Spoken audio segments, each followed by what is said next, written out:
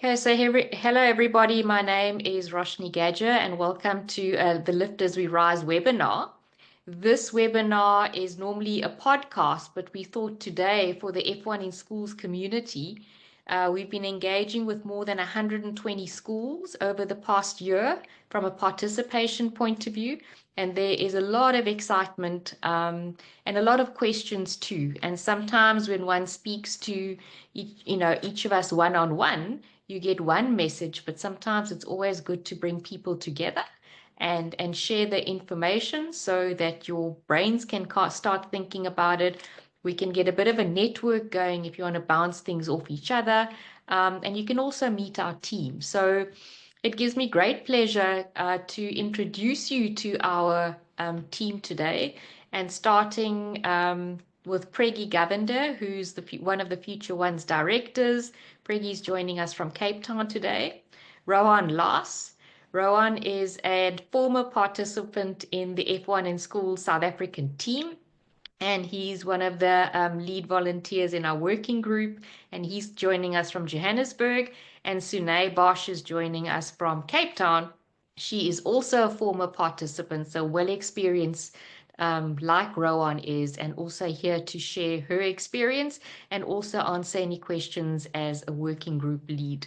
Lefa Manake, who is the person heading our academic lead, unfortunately couldn't be joining us today, but we will be sharing that information with you as well. So there may be some questions around what is Future Ones, what is what is F1 in schools. So F1 in schools runs around 52 countries in the world, and South Africa is now on that map. Over the years, there have been about 26,000 students who've in some form experienced Formula One in schools, and there have been about 6 people who've made it through the academy and are now working for F1 teams in some way, in some aspect. So across all the countries in the world, Formula One in schools is a not-for-profit. And therefore, in South Africa, the not-for-profit vehicle for this is Future Ones. And Preggy, myself, and 2 other directors, Riaz Hassan and Tahir Hassan, are the directors on Future Ones. And F1 in schools is one of the STEM programs that Future One runs. So our why, or my why really, is when I heard about F1 in schools, I reflected back on all the interactions I've had with amazing people throughout the races. I've had the privilege of participating, not participating, but attending and participating from a media side on some of the FIA events. And it really is a global community that is just so inspiring, and you form friendships for life, for life. And from a South African perspective, those of us who have the privilege to travel don't often remember that many South Africans don't. And so something like Formula One is far away, because even from a TV access point of view, we're watching it on SuperSport, which is a paid channel. Um, in addition to that, motorsport is an expensive sport, and remote, and something not really understood by many South Africans. So F1 in schools is a school-based STEM program. The intent here is to bring maths and science alive in a gamified way, and hence the design, make, test, race aspects of it are what brings the maths theory and the science theory to life. And it sounds complicated. Sometimes when you speak to teachers, it sounds a little bit intimidating, but it's absolutely possible, seeing examples like Seugne and Rohan here with us today. At the moment, we have a school that's been running since 2020 in Diepsloot in Kliptown in Soweto, and that is Kliptown Youth Center. They are running it, and you can see videos on our website. They have been running the program for 2 years with 12 consistent participants, minimal resources, minimal infrastructure, but literally sticking to it because of the passion and the commitment they have from teachers and the participant sides. So I encourage you to go and watch that video. It will really warm your heart and make you realize it can absolutely be done. So with that intro then, I'm going to ask Rowan to share with us his experience about F1 in schools. Rowan, over to you. Yeah. So I'm Rohan Laas. As Roshni mentioned, I have been a former participant, but like just to know, like it has been 15 years. So it took some time to just like reflect back and see, okay, what was it actually like? Because I mean, time have changed, moved on, met new friends, moved to different places in the world, um, and back. So it is like, but I think I'll first start of like where we were introduced because when that was 2009 when we were introduced, and it was basically the Free State had no back then had no participants, and then the the team back then who ran it, and to be honest, I can't remember their name right now. They came to a school in the town, and then we got invited, and then they just explained to us what it was like. I can't even remember if they had a track there, but I mean, I come from an industrial town, so science, math, like cars, technology, things like that. It's always been there. And I mean, stereotypically, I think boys will be boys. Cars is in all of us some form of passion. It makes a noise. It can go fast. We'll try it one way or the other. And yeah, and then we got hooked, and then we got asked, okay, if you want to participate, please submit a drawing or a design. And then we did that, and then got invited to participate in the South African Nationals, I believed, and then from there got asked to collaborate with a German team and experience the F1 in School World Champs that was held in London that year. So that's how basically we got introduced to it. And for me personally, so I was more involved in like the graphic side and then the finance side, not the design things, although it interests me a lot.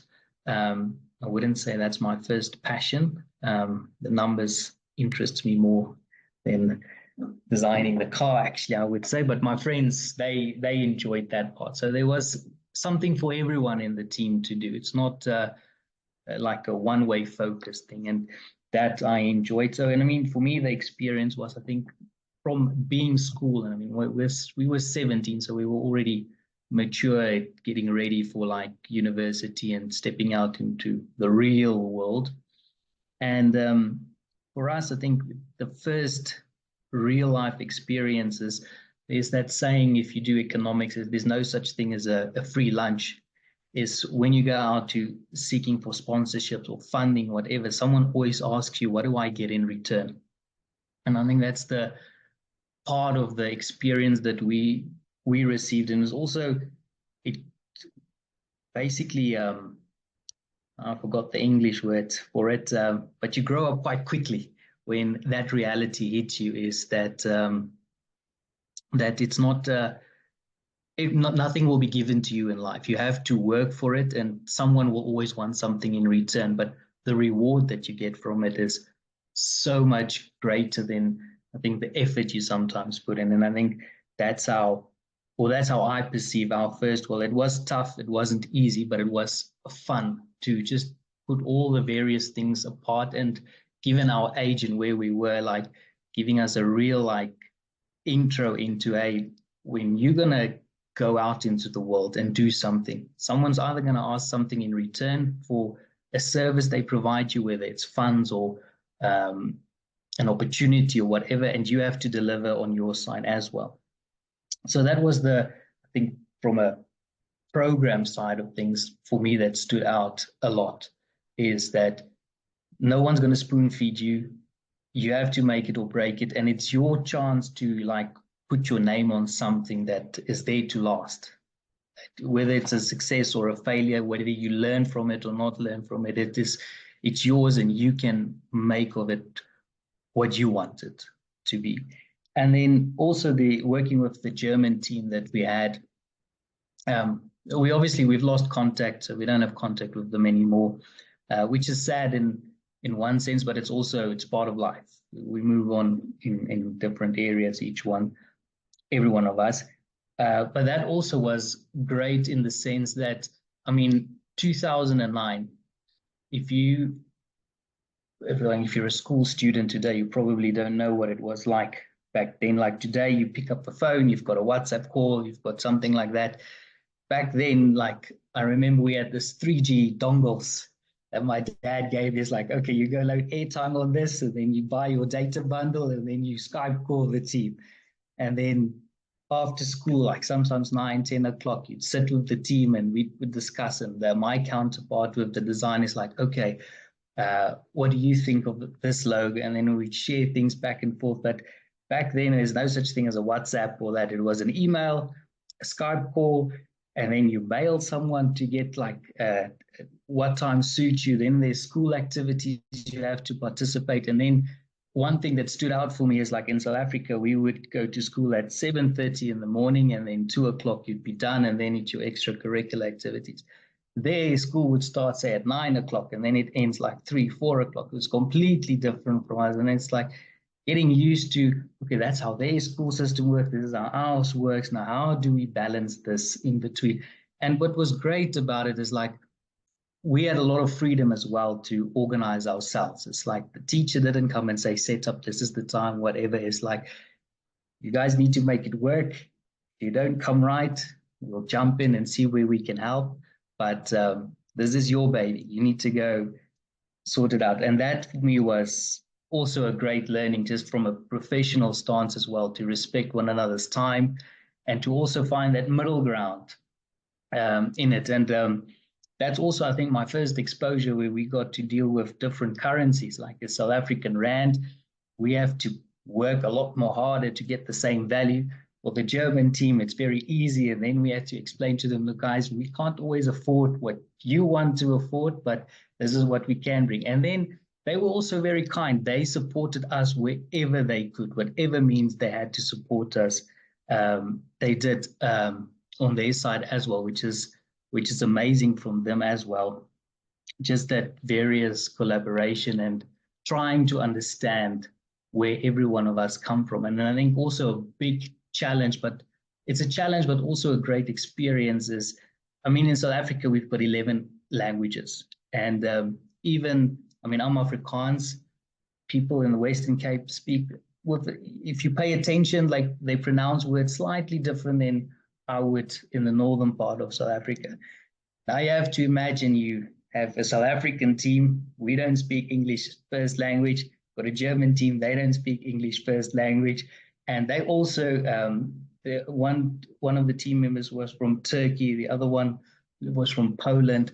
And now you have to mix all of those different languages. And then sometimes you say a sentence 3 times over, just with using different vocabulary.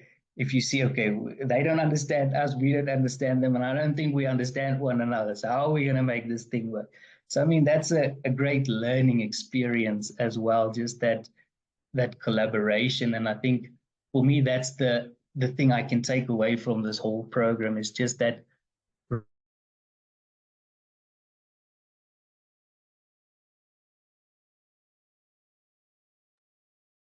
think Rohan's bandwidth is not working with him at the moment. Let's hop over a to lot of Seugne. other platforms. Sorry. Seugne, Rohan, we lost you there for a split second. Do you want to continue? Yeah, I'm back. So I think I don't know where you lost me. But yeah, basically what I said, like, I mean, for me, the F1 in school, that cross-culture, like real world experience is for me the best thing I can take from this program, other than the STEM side of things that it offers, but also I think the real world part of it also offers for me is I appreciate that. Thanks, Rowan. I can still hear the energy and the fond memories. One quick question before we hop over to Seugne. You are in finance at the moment, and you mentioned at the Correct. outset it was the finance part that interested you. How Yes. do you use the skills or the principles that you used during your experience in F1 in schools today, in whatever way? So I think let's just clarify finance, because when someone says finance, they immediately think accounting. So finance is very broad. So my tertiary background is still mathematics and statistics applied to the financial world. So so the experience, I would say today, I think the first thing I would say, and that's my first experience that I got from F1 in schools and that seeking of sponsorship, is there's always some form of transaction that happens. And I think that's the thing I still, obviously, things have changed how I do deal with things now. But that experience of first-hand experience of saying, if I'm going to sponsor you, what am I going to get back? Type of thing. So it's either going to be a logo or some form of credit, whatever, which still today in my professional work life, I still think of it as if I go to someone and I ask them for something, is I always come with, I want this from you. What am I going to get? What am I going to offer you for what you want in return? And sometimes I don't have something to offer, but there's always that mutual relationship and respect that that forms, and that for me is the one thing that stands out, and it's something I still use today. From what I was exposed to back then, is that it's just that mutual respect and mutual relationship with whoever party you deal with is the one thing I would say is I would still use today. Seugne, can you share your experience? Sure. Okay, so starting off, for me, my background's a little bit unconventional. So I grew up in China. I'm South African, but I grew up in China. So when I joined F1 in schools, it was through the school based in China, and my team was very diverse. Every one of us in the team came from different countries. Me, for example, South Africa, we had one Singaporean, we had a Thai person, Japanese, all from different countries, one American. So my team consisted of 6 people, and I was the only girl to take part. At the time, it was quite weird to have girls join the F1 in schools teams, because during that time, the school had participated for many years in F1 in schools, but we never had a girl on the team. So I was the first one ever to join. And I still remember when I joined, I was very insecure about it because I thought, well, coding is not for girls or designing cars is not for girls. But actually, it was very fun. I learned a lot. And F1 in schools was the first, basically the inspiration I got to be where I am today. Because today I work in technology law and I focus a lot on robotics and data privacy as well. So to start off, a lot of people always ask, what is the point of doing sponsorship for F1 in schools? Because when you think of F1 in schools, you think, I'm going to design a car and I'm going to compete with other teams in a global setting, I'm going to compete with other teams. So a lot of students always ask, what is the point of sponsorship? It's actually a very good idea to get involved in sponsorship when you are in F1 in schools taking part and when you have your team, because it teaches you business, it teaches you networking, good communication skills, and it teaches you how to present what your team is, what you guys are about. And one thing about F1 in schools is they also look at that as part of the entire STEM process. They want students to learn communication. They want them to be able to learn how to present themselves and information, and also how to market themselves, because it's part of business. So I was the sponsorship manager of my team, and we ended up getting, if I remember correctly, 12 sponsors. And if I remember correctly as well, we had Samsung, Sasol, SolidWorks, Motorex, the University of Wales was one of them. We also had Red Bull and quite a few other sponsors who signed up to help us. So for example, SolidWorks helped our team by providing us with the softwares that we could use to design our car. Sasol and Samsung paid for our plane tickets to Singapore because I joined the year after Rohan. So I was in 2010 and the event took place in Singapore. And it was actually a very interesting learning experience, learning how to deal with sponsors, how to make agreements with sponsors as well. And a lot of the sponsors even helped us. They gave us ideas on how to design our car, and they supported us quite a lot and guided us quite a lot as well. So from that perspective, that was also a very great learning experience for me and my entire team, because we learned quite a lot about how aerodynamics works. And one of the things that SolidWorks also taught us, and Motorex, was to think more in line with aerodynamics. And Motorex even came and supported us and showed us how mathematics works when it comes to designing a little car, a little model, and thinking about aerodynamics and how that works mathematically. So we learned quite a lot from the sponsors as well. And we also learned quite a lot when we went to the event. So we were lucky enough to be selected to take part in a competition in Singapore. And when we went to the event, we obviously had to market ourselves. We also had to sponsor our sponsors. And funny enough, my team came last in the competition because our car malfunctioned during the competition. However, we were voted the most memorable team at the event because we took so much pride in marketing ourselves and also just making our sponsors known. And for that reason, because we worked so hard at the sponsorship side of everything, Tony Fernandez actually approached our team and we got to stay in Singapore an extra week, where he actually introduced us to all the drivers and their teams, and we got to learn from them. They spent an entire week with us where they spoke about business opportunities for us in the future, what we can do in engineering. They taught us all about the business world of engineering, of car design, and that's actually led to me and my entire team all working in some sort of STEM field today. So, for example, one of my team members now works as a director for MasterCard. And he does a lot of, I'm not entirely sure what he does, but I know he does something on the STEM side for them. One of my team members also ended up working for BMW as a mechanical engineer. And I today work in technology law for Deloitte, where I focus very much on robotics at the moment and also data privacy. And I would definitely say that it is a very good basically project to take part in for any student because it does inspire a lot of students. And most students I know, even after I competed, have all ended up in STEM fields today. Yeah. Seugne and Rohan, thank you very much. And it seems like years later, when you reflect back on it, it's the people and the memories and the learnings that continue and a foundation of lessons that you built on. Rohan, you spoke about quite a few things that you've learned and it's kind of cultivated within you in your work ethic. And may I coin those as saying that it's about accountability and teamwork and adaptability. Correct, 100%.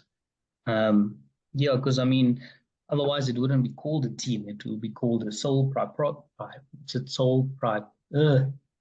word, like a one-man business, and it's not. It's a Sole team. proprietor. Sole proprietor. That's the word. Sole proprietor. And yeah, so definitely accountability and teamwork it's what it's about. And it's years later, but I'm sure you won't mind sharing. How did it help, or not really? How did it support your maths and science grades?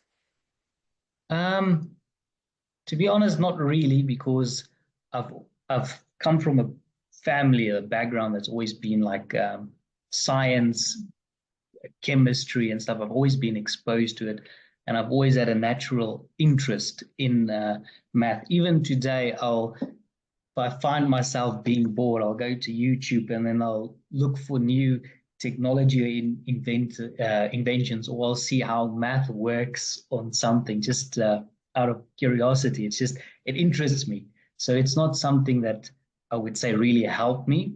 That's why I think the business side of it helped me more than the science side of things, just because I'm naturally inclined to figure things out and understand the science. It just interests me. Yeah. So Ron and Seugne, what I'd like to ask you with Lefa not being here, during your time and with the observations you've had with other teams that competed and participated with you and you competed against, what was the role of the teachers in the process?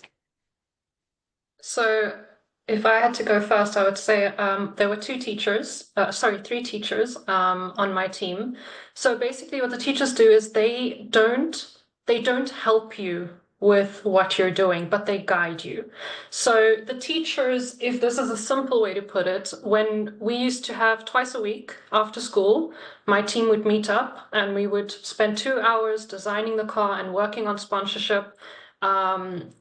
and just working on various different tasks. The teacher would sit in the classroom and they would only be there in case you needed them or if you had questions. The teacher would also only serve as someone who would come and scrutinize, as they say, and just look at your work and say, look, I don't think this makes sense, try and do it better. For example, with me, I was a sponsorship manager.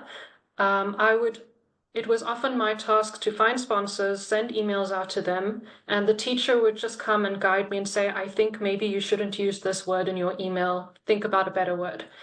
So it's not the teacher's job to come and tell you what to do and manage your entire project for you.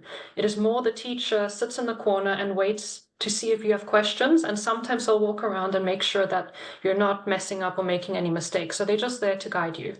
And I did have some schools approach me recently asking, look, I don't think the teachers have the capacity to do this because they're going to have to design this entire project for the students. No, it is actually F1 in schools encourages students to design the entire project themselves. It's what do you call it? Like a self-learning thing. So the teacher's only there to guide and make sure that no one messes up. So it's not the teacher's task to design everything from scratch. It's a student's job to do that. Because F1 in schools wants you to learn how to manage things yourself and how to learn from your own mistakes. And that's actually also what F1 in schools is based on. Today you mentioned that term, how not to mess up.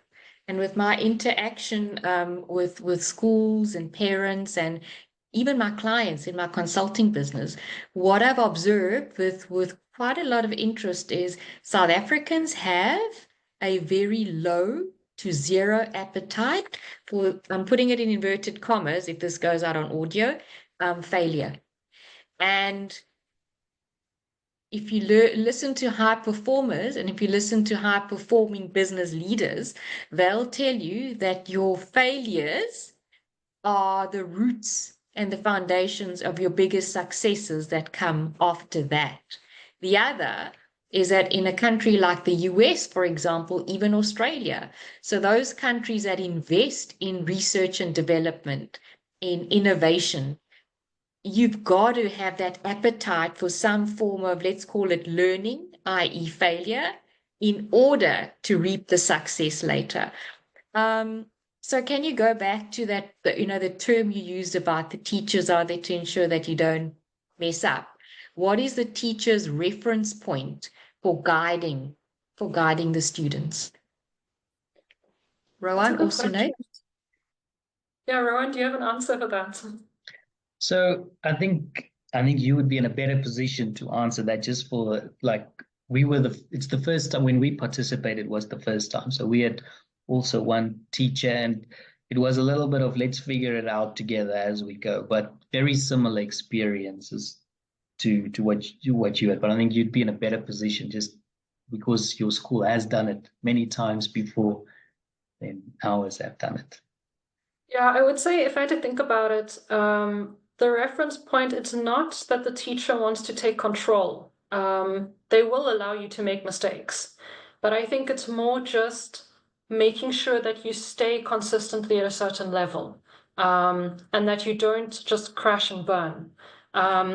So you can make mistakes. The teachers, that's up to you. But there were certain points, for example, if I remember correctly, when we were designing the car on SolidWorks, and just before we did the 3D printing, the teacher came and checked just to make sure that everything was correct before we sent it to the 3D printer. And he actually looked at this car and he said, look, I don't want us to waste our materials because obviously it's going to be a waste of money if we have to get more materials. I don't want us to waste our materials. I want you to look at this car and tell me what you think is wrong because I see something wrong there. And he didn't tell us anything further. We have to spend the entire lesson looking at this car and trying to figure out what is wrong, and what's going to lead to this car probably being 3D printed and coming out a complete monstrosity. So this is basically how the teacher guided you, just trying to get you to think for yourself. And if the teacher finds that, look, the student's struggling here, after I've tried to guide them a few times, then the teacher will step in and try to take over. But it's all about you have to learn to think for yourself as well.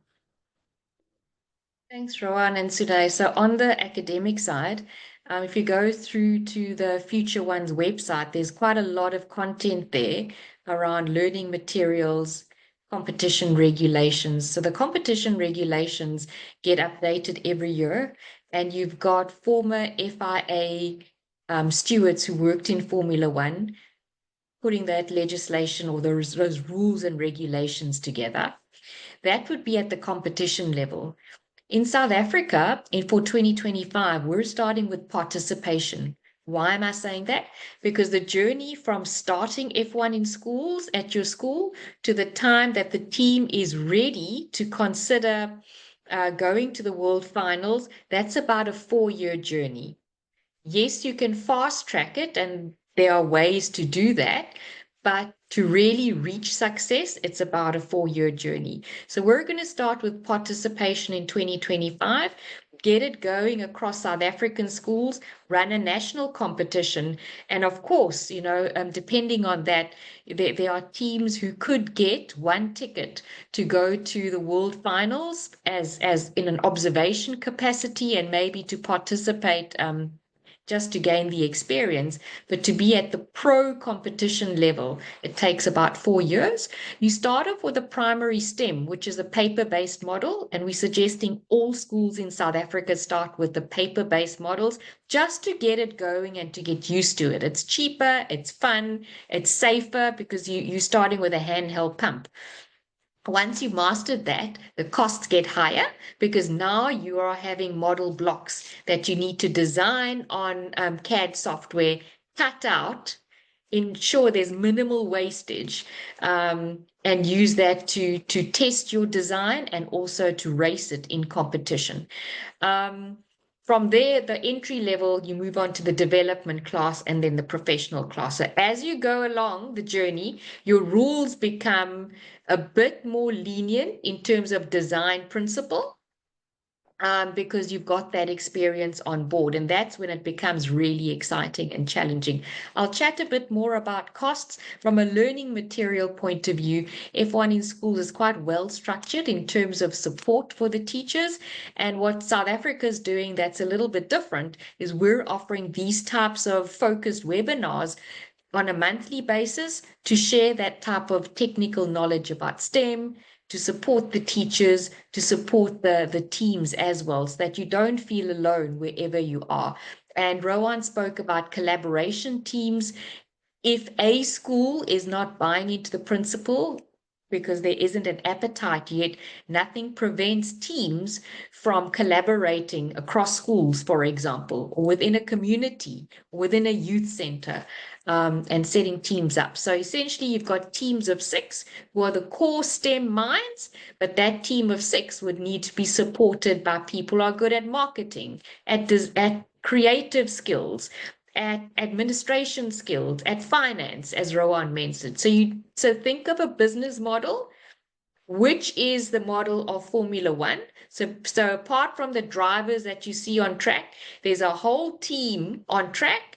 There's a whole leadership team, and back at the factories, there are about up to 2,000 people who've had some contribution to this particular car that's racing on a Sunday. So, it's not just 6 people, it's about a dozen people in a team, and we'll get into the cost. So I want to bring Preggy into the loop.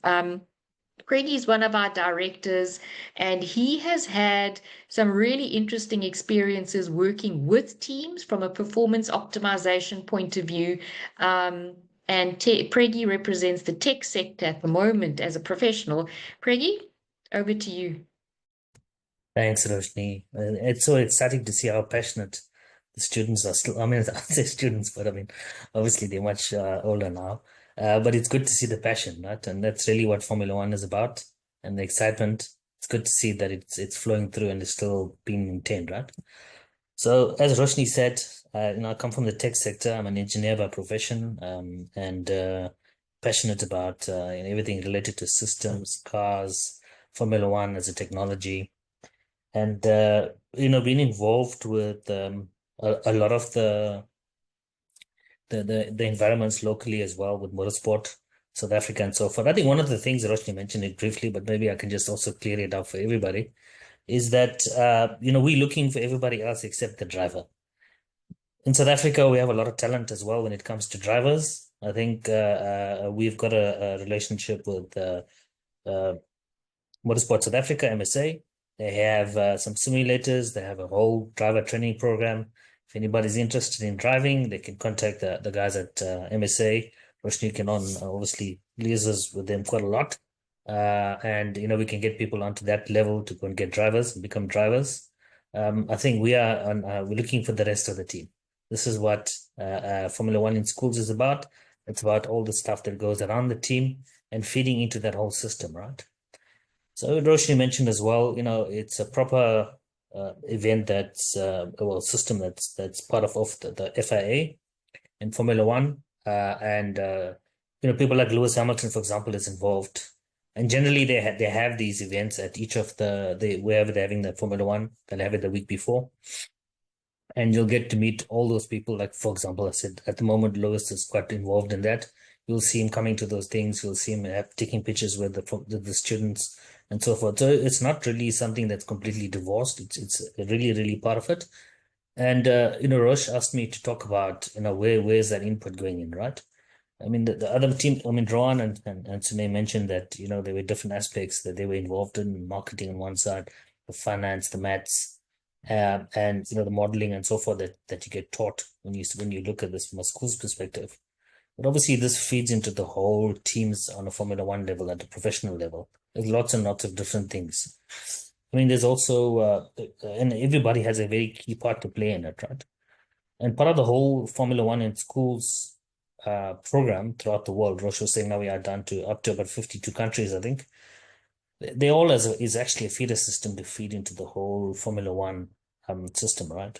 So there's, I think, one or two people that actually got placed in Formula One teams. So that ultimately can be a passion of yours to go and drive as well.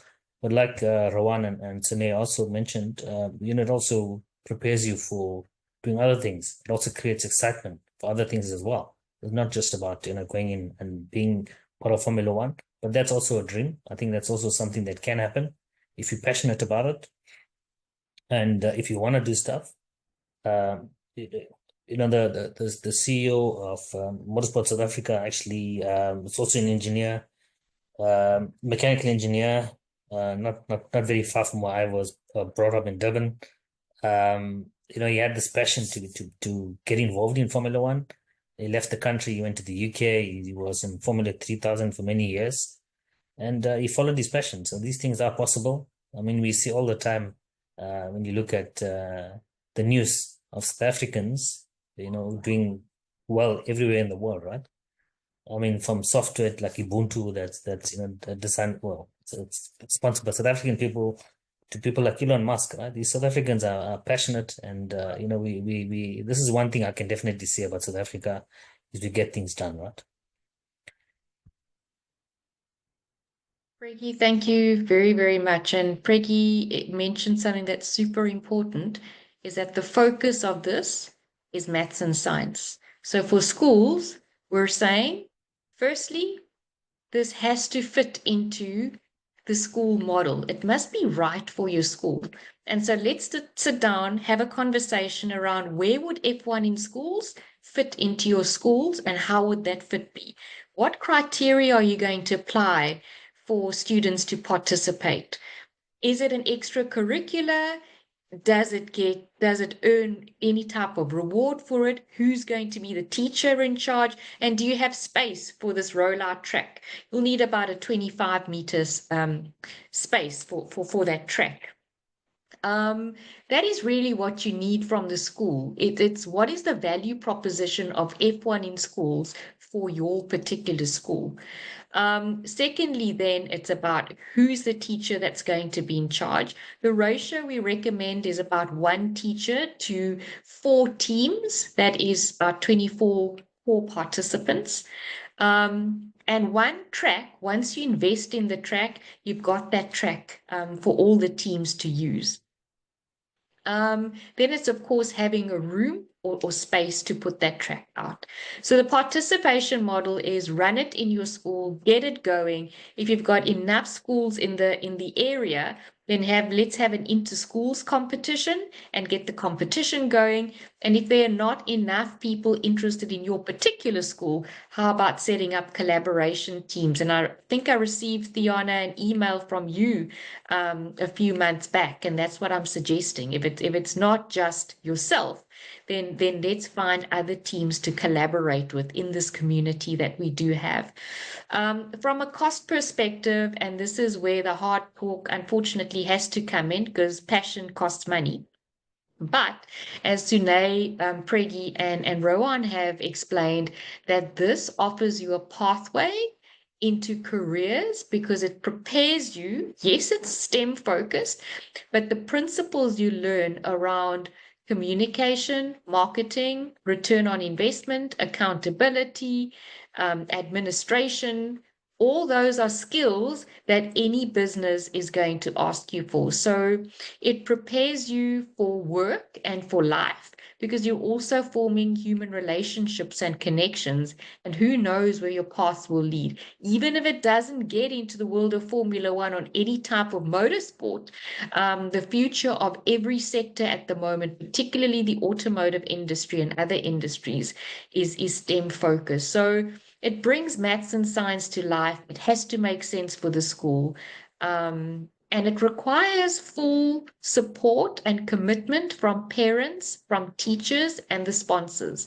Now, sponsorships is an area that Seugne is experienced in from an F1 in schools perspective. So, we will have a separate session where Seugne can speak to us about sponsorships, particularly and how to go about raising them. But even there, we are here as future ones to support the school and the teams to get going. So part of my professional work is coaching and also strategy consulting. So those two streams are always available to schools and to teams to help them along this journey. Rohan is in finance, Preggy is in tech, Seugne also is in tech and consulting. So that's the background we bring. Lefa has deep experience in implementing F1 in schools at Kliptown Youth Centre. So that's the experience he brings to the table. From a cost perspective, then, the track itself is the biggest cost, and that's a once-off purchase. It costs about, and when I say about, it all comes in from UK. It's customized for F1 in schools, so it's not a generic track. It costs 140,000 Rand. So that is an investment that we suggest the school make so that it becomes a school asset. Then it is up to the teams who form themselves to go and raise the sponsorships. And Rowan spoke about the accountability principle being measured by return on investment for the school, for the parents, and for the sponsors who put money behind it. And if you go on the material that's available on the Future One's website, you will see the types of portfolios that teams have to prepare at the World Finals level. So all that content is available to you to have a look at. And this is where your mentors, i.e. your teachers, your parents, and us as F1 in schools are here to support you with your success. Of course, the sponsorships will need to be raised, and motorsport in South Africa at the moment is a costly business, but there are sponsors who would put money behind STEM, provided that the teams show commitment, and that will have extra credibility when your school is supporting that. So on this note, then, what I'm going to do is that's 140,000 Rand for a track. Then what the key thing I mentioned, how much do the teams have to raise? And hence we are suggesting start with the paper-based car, which is the primary STEM project. And there you can bank. Again, our exchange rate versus the UK is quite high. So let's say you're going to need about 60,000 Rand a year for that. We have made this model very specific and unique for South Africa to ensure that schools and teams get maximum support and access to the equipment at minimum cost. So as future ones, we are going to leave the ordering and the payment of the order between the supplier, which is a single supply, and the school. And we will support you with the administration around that, but that is on a not-for-profit basis. It's important that we get our schools going, and we will manage the discussions with the supplier to speak to you about seeing how can you get going in your school, because these are your requirements, in the most cost-effective way. Okay, so we will work with you to that end, and it's up to you then, schools and teams, to go and find the sponsors to sustain that. Because of that 4-year journey, remember that I mentioned, we suggest to both to schools, parents, and to teams and sponsors, is that commit to at least 5 years. Because the worst is giving the opportunity to a team or participants and then stopping that because there's no more funding. And that is a relationship that teams and schools are going to have to manage. Of course, we will support you with that as well. So I hope that answers the cost questions. Of course, this is just an information sharing call. We will get into the finer details with you when we meet with you, should you wish to open the door now to F1 in schools in your teams. So on that note, what I'm going to do with the 10 minutes we have left is just to open up for any questions. Feel free to lift your hand and unmute yourself and raise your question.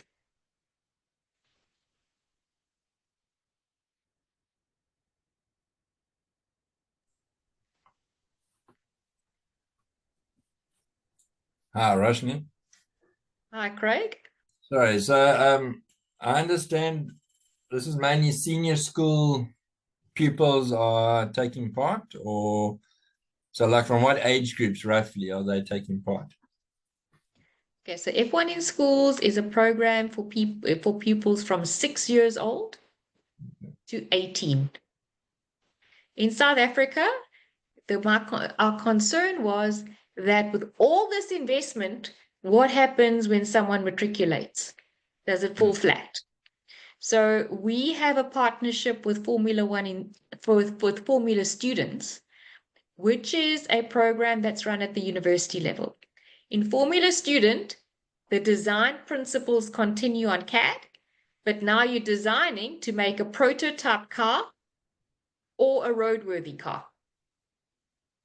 So the Formula One in students, participants currently will then become part or are part of these technical webinars that happen on a monthly basis to share that type of technical knowledge. But the beauty of that is that there's continuity. And the other side of it is that by the time our participants go to university, at least they have a program and buddies that they've made along the way and mentors to help them on the other side.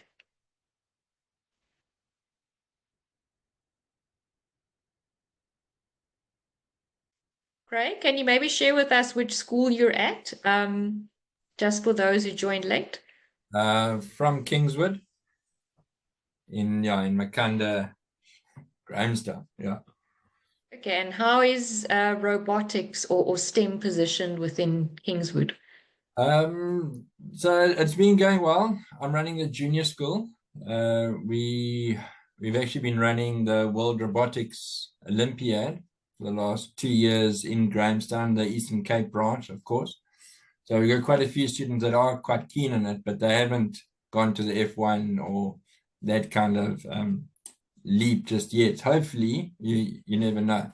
Our senior school is also quite IT based, and that they haven't quite latched onto the robotics side.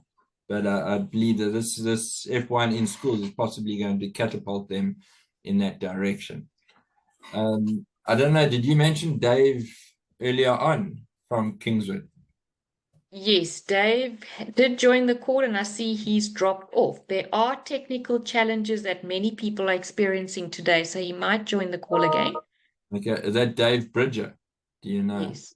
Okay, yeah. So he's in our senior school. So he's from the engineering, graphics, and design, of course, discipline in that. Yes. Brilliant, Craig. So you're in the Eastern Cape. There are 3 schools in Eastern Cape that are trying to get the thumbs up for this and the funding for this, potentially 2025 and most definitely 2026. Okay. But we're going to get, but they are really earnestly now looking for funding, and there may be a school that hosts F1 in school in Port Elizabeth. So let's have a chat, and All maybe right. we can get something going regionally. Any other questions?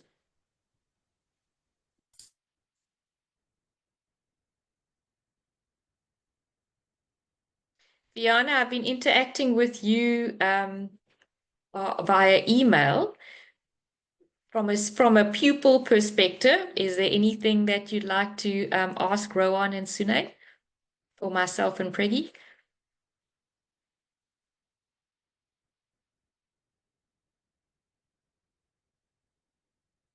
I know Fiona was having trouble. Okay, I've unmuted you, Fiona. Hi. Hi, can you hear me? Yes, perfectly. Okay, so first of all, I wanted to say thank you for this opportunity. I definitely have a strong passion for motorsports and cars. So I wanted to know what's the sort of timeline of this competition?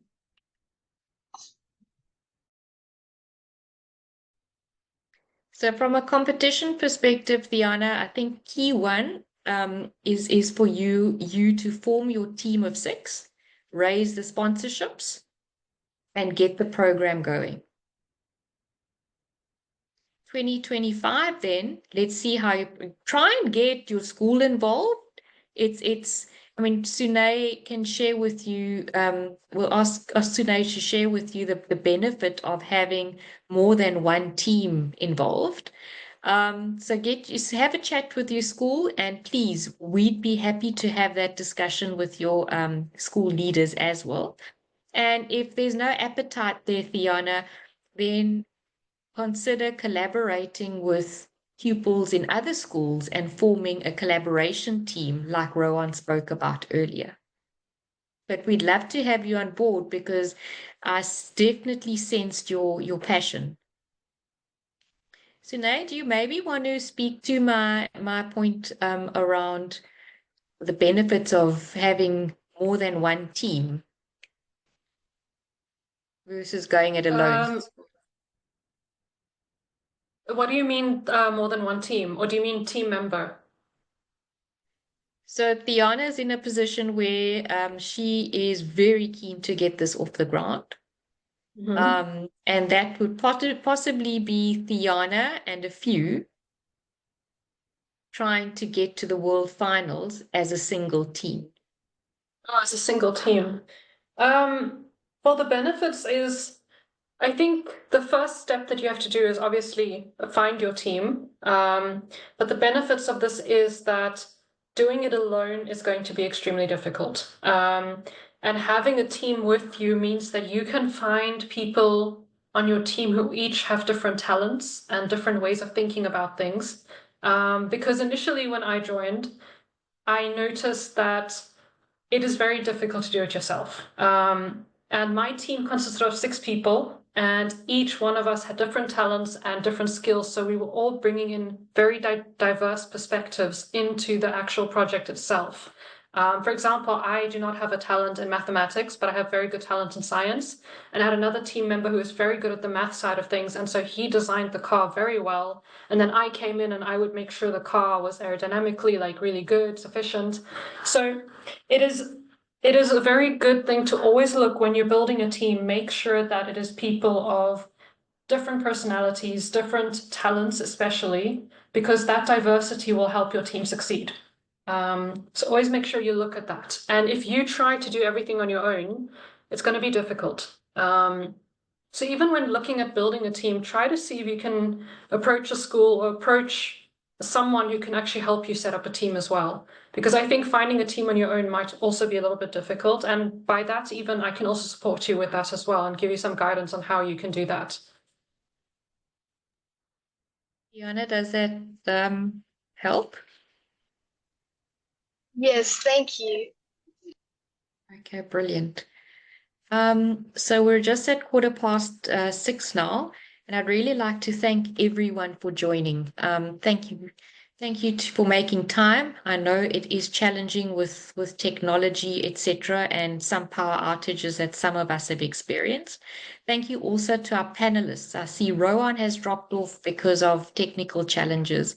Thank you to Rohan, Seugne, and Preggy. Thank you very much for carving out time in your diary to be here today.